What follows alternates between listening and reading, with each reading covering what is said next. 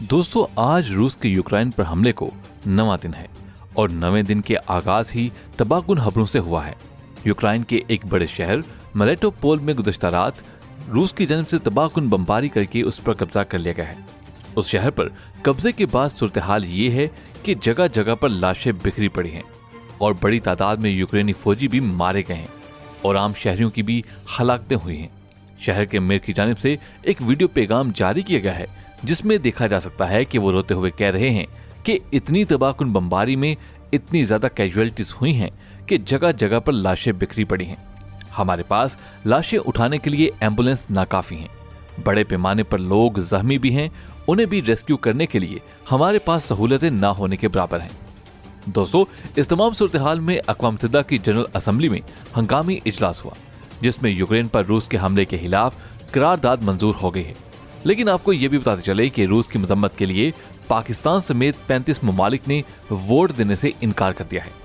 अगरचे general assembly की अक्सरियत 141 ममालिक की जानिब से करारदाद के हक में वोट दिया गया, लेकिन ये करारदाद नॉन बाइंडिंग है जब तक कि इसको अक़वाम मुत्तहिदा की सलामती कौंसिल से मंजूर नहीं कर लिया जाता।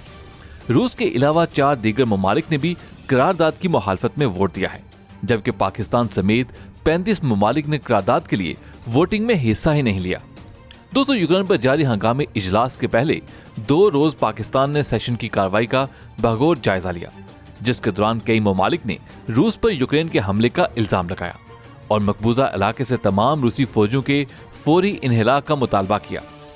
अक़वाम मुत्तहिदा में पाकिस्तान के मुंतखब मंदूब मुनीर अकरम ने जनरल असम्बली के हंगामी इजलास से खिताब करते हुए कहा कि पाकिस्तान अक़वाम मुत्तहिदा के चार्टर के बुनियादी असूलों पर कारबंद है,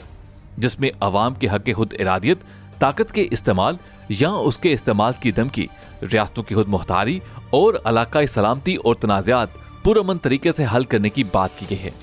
दोस्तों, ये करारदाद तो मंजूर हो गई और अमेरिका और यूरोपीय ममालिक की जानिब से पाबंदियों का सिलसिला भी जारी है,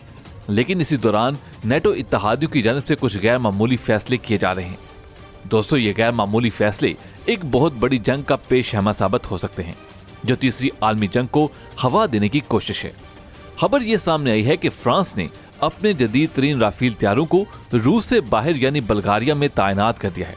ताकि मुमकिन तौर पर रूस पर हमले की सूरत में इन राफेल तैयारों को हमले के लिए इस्तेमाल किया जा सके। इस तमाम सूरत हाल को देखते हुए रूस ने वार्निंग जारी करते हुए कहा है कि तमाम ममालिक सुन लें कि रूस पर अमली तौर पर हमला करने वालों का मुंह तोड़ जवाब देंगे। अगर किसी मुल्क ने रूस की अहम तरीन तंसीबात पर साइबर हमला करने की कोशिश की तो उसे जंग करने या फिर जंगी हमले के मुतरादिफ समझा जाएगा और उस मुल्क के खिलाफ हम फौजी कार्रवाई भी कर सकते हैं। यहाँ पर आपको ये भी बताते चलें कि जब दुनिया 2 मुख्तलिफ पोल्स के अंदर अमली तौर पर तकसीम हो चुकी है, तो ऐसे में चीन जो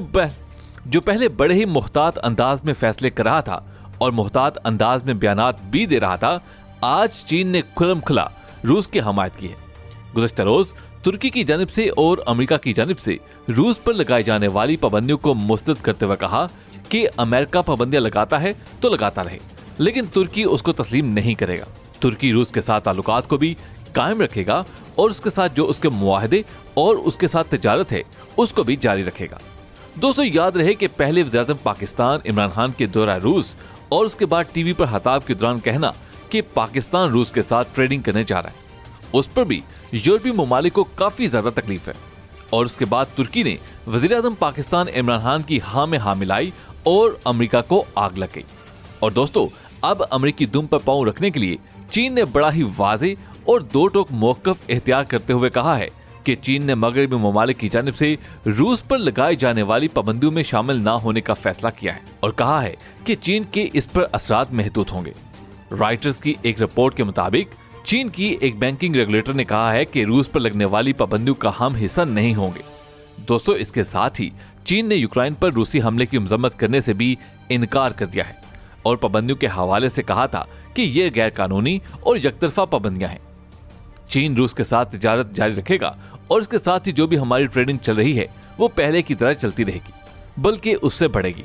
दोस्तों, इस ऐलान के बाद जहां पर रूस की जान में जान आ गई है, वहीं रूसी करेंसी जिसकी वैल्यू गिरती जा रही थी वो एकदम स्टेबल होना शुरू हो गई है। दोस्तों, अब अहम तरीन ममालिक जिनमें 35 वो ममालिक शामिल हैं जो रूस की मुखालफत नहीं कर रहे, जिनमें से 3 ममालिक ने तो एलानिया तौर पर रूस के साथ काम करने के हवाले से इंदिया दे दिया है और कहा है कि रूस के साथ वो ट्रेडिंग भी करेंगे, चाहे अमेरिका को बुरा लगता है तो लगता रहे।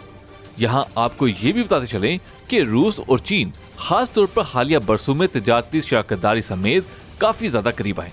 चीन के कस्टम्स डाटा के मुताबिक दोनों ममालिक के दरमियान तिजारत में गुज़िश्ता बरस 34% इजाफा हुआ है और रिकॉर्ड 146.9 अरब डॉलर तक पहुंच गया है। दोस्तों, रूस के साथ चीन की तिजारत में तेल, गैस, कोयला, ज़रिए अजनास और अहम मसनूआत में ट्रेडिंग होती है।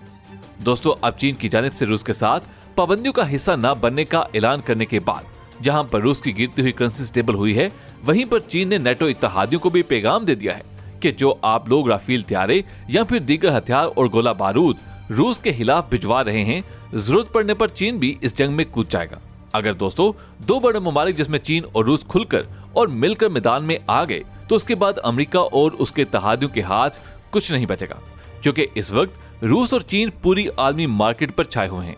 और अगर इनकी जानिब से ट्रेडिंग के हवाले से पाबंदियां लगा दी जाती हैं तो फिर दुनिया की मईशत मुंह के बल जा गिरेगी। याद रहे कि पहले ही रूस पर पाबंदियों की यूरोप पर बड़े मुज़र असरात आना शुरू हो चुके हैं। स्टॉक मार्केट यूरोप की क्रैश कर चुकी है, तेल और गैस की कीमतें आसमान पर पहुंच चुकी हैं।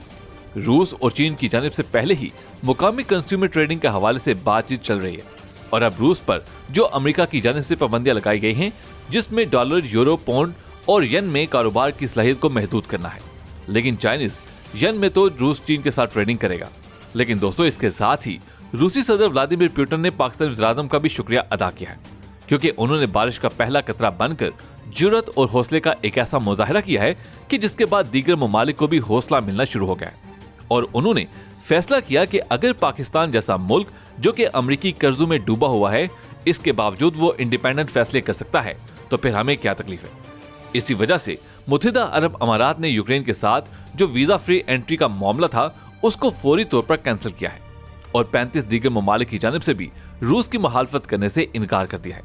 क्योंकि तमाम ममालिक को अच्छी तरह से अंदाजा है कि अमेरिका और यूरोपीय इत्तेहाद की जानिब से हित्ते के अंदर तबाहकारियां फैलाने के लिए ये शरारतबाजी की जा रही है। दोस्तों, जंग बुरी होती है, यूक्रेन के अंदर जो कैजुअलिटीज हो रही हैं वो बिल्कुल भी जस्टिफाइड नहीं है। हम उसकी मजम्मत करते हैं, लेकिन जिस तरह से रूस के गिर्द घेरा तंग करके उसकी सलामती को खतरात लाहक हो गए थे, उनकी जानिब से मजबूरन अपनी सलामती के हवाले से जो इक़दामात किए जा रहे हैं वो उसका राइट है और वो उसे करने चाहिए। दोस्तों, आप इस बारे में क्या कहते हैं, हमें कमेंट्स में जरूर बताइएगा। आपसे मुलाकात होती है अगली वीडियो में, तब तक अपना बहुत सा ख्याल रखिएगा। अल्लाह हाफिज।